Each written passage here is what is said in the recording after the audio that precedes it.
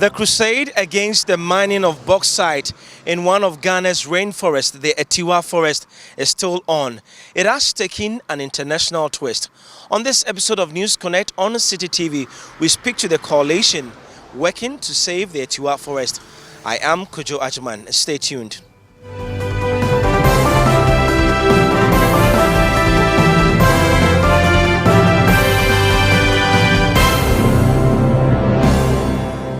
So as you know, we have actually been struggling for a while now to get government to listen.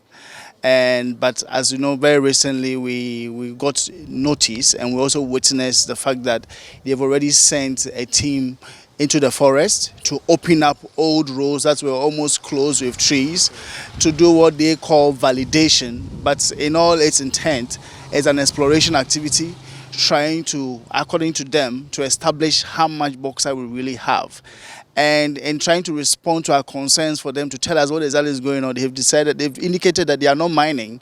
But I mean, you ask yourself, why are you doing exploration or validation in an area you really don't intend to mine? So as far as we are concerned, government is having their way, notwithstanding all the calls for caution and the precaution that we have actually been giving out to them. And unfortunately, I would say that government is having their way no matter what we are saying. What we have done is to come up with a coalition of several NGOs, interested individuals, some citizens of Chebi, who have come together to attempt to convince government that leveraging Atewa or sacrificing Atewa for bauxite isn't the best approach. We've sent several memos, we've sent several petitions to the presidency, we've done several radio interviews, TV programs.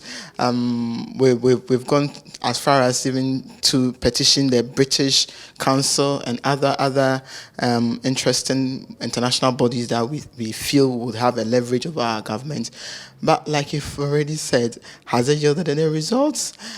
No. Because just last 2 weeks we heard that they have started making roads in Atewa, so meaning that they are still going there. So we have attempted to convince or confuse government that mining Atewa isn't the best, but they seem very committed to do the mining. The way bauxite mining is, it is one of the most extractive industries in the whole world. And so you cannot, there's no guarantee that you do bauxite mining at a location and you tell us that you will not destroy anything. First of all, you cannot even say you are going to do responsible mining if you go ahead to choose or target a watershed. So you have already defeated that very purpose. So you can't say you are doing responsible. Maybe you're saying that just to allay the fear, but there's nothing like that. It's not practical, and it can't be proven that you can do bauxite mining in a watershed like Atewa. It doesn't happen. Okay, so the government shouldn't play around with those words. And unfortunately, we are not demanding the answers as we all should. And that's why we have actually already asked the government that they should really show us a case, give us a case study, an example anywhere in this world where that is happening.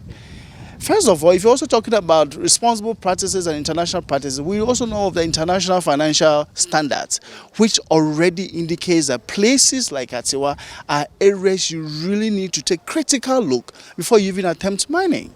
We have not done any trade-off analysis, and I mean, we have done some studies to show, presented it to government agencies and some of the institutions. They know of all of this, but they're just ignoring the details. We have done the maths. We have done the payment for environmental services offers that are available. In the short to medium term, yes, you can say that the returns might not be as effective as probably mining will give us. But in the long term, when we convert Atewa Forest to a national park and we put in place a very good business model where we can have parks, we can have some a lot of attractions. People can go there and have attractions, have meetings to see the natural ecosystem at play. The research has shown that in the long term, we will stand to make over that 5 billion or so that the Chinese are giving us, and 2 billion that they are giving us in this short term. So when we have done all this and the government still wants to go ahead, probably the next line of action is to call on the citizens to come to the streets, because we've come to realize that the politicians responds better to threats and to demonstrations and to mass action than when you want to engage with them on intellectual level. We have tried to use the president's position as the co-chair of the SDG platform to get him. I mean, we listen to him. He goes on international platforms and talks so nicely about conservation, but he comes back home and he's doing the opposite.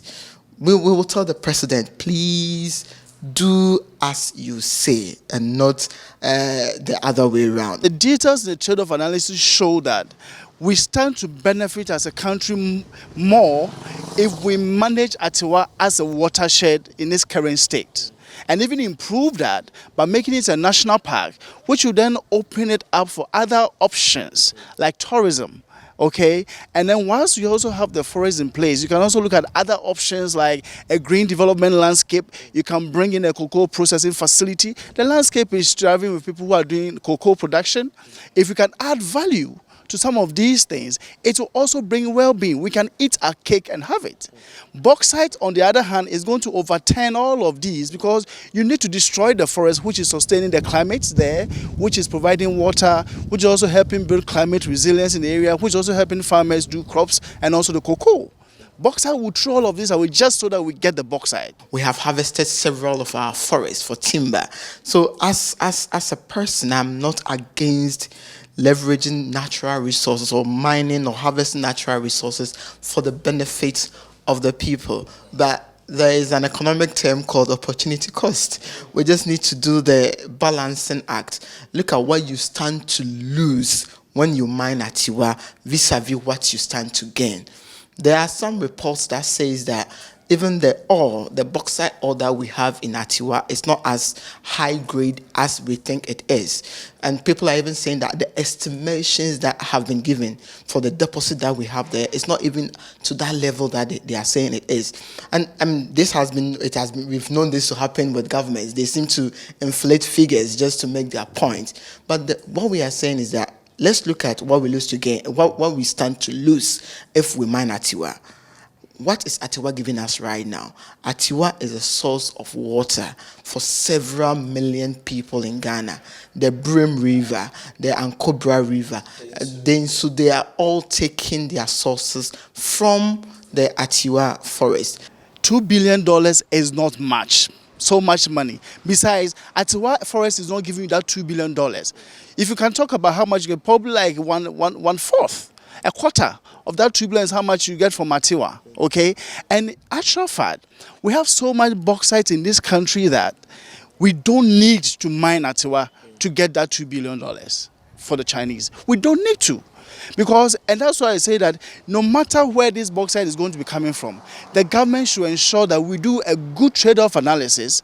We should do a strategic environmental analysis, so that we, all of us, are aware of what we are getting into, so that we assess the collateral damage to this country before we say that, okay, we can risk the collateral damage of destroying this particular area for the bauxite to satisfy the $2 billion. So that's what we are saying. We have done all of these analysis and shown that if you touch Atewa just for a fraction of that $2 billion of bauxite, you're actually getting it wrong. Because there's more to Atewa than just the bauxite.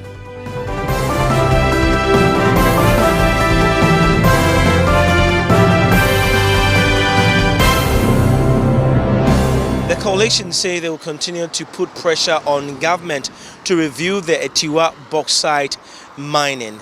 One of the ways it is going to employ is to engage with the international community to also get government attention to review this contract. That'll be all for this episode of News Connect on City TV. My name is Kojo Achman. Keep watching City TV.